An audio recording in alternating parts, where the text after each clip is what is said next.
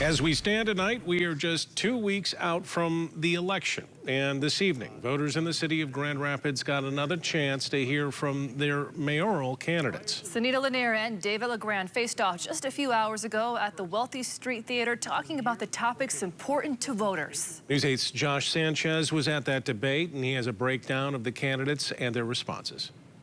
The mayoral debate presented by the Rapidian touched on housing, education, and more. It comes as current Mayor Rosalind Bliss leaves the office later in December after 8 years. Thank you to both of our candidates for being here. Candidates Senita, Lenear, and LaGrand met on the debate stage in the Wealthy Theater. Between the debate and questions from the audience, both economic development, housing, and public safety dominated the night. First was how would the candidates balance downtown economic growth while supporting the surrounding areas. Lenear says it starts with tackling inequalities and developments between the wards, something she says led to the Third Ward Equity Fund.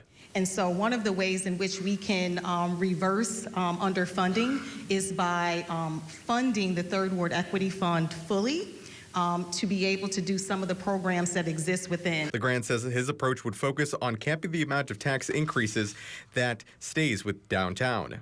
We've had decades and decades of letting downtown spend its own tax dollars, and that gives us all kinds of distortions. And at the end of the day, we are not in the building business. We are not in the corporation business. We are in the human thriving business. Next was how to handle community displacement as the city grows. LaGrand says his plans address rental increases and building more housing. Historically, we've been very good about trying to talk about subsidizing people who need help. We've not been good enough about building more places, and it's one of the reasons Grand Rapids isn't growing as well as it needs to. Lenear stresses the need for ensuring new developments benefit the people who already live there, as well as educating people on how to retain their properties. Those community benefit agreements have contributed to allowing people to have a voice in the development that's happening in their neighborhoods. And I believe that's one way in which we can address some of the gentrification. The topic of public safety touched on how to tackle crime while increasing public trust.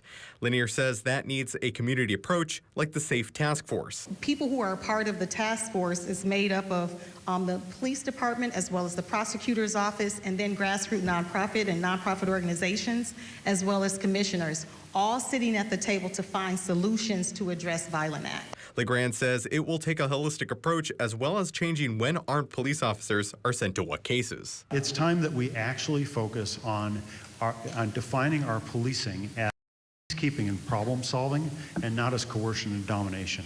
Election day is on November 5th, but early voting starts just days away on Saturday, October 26th. Back to you.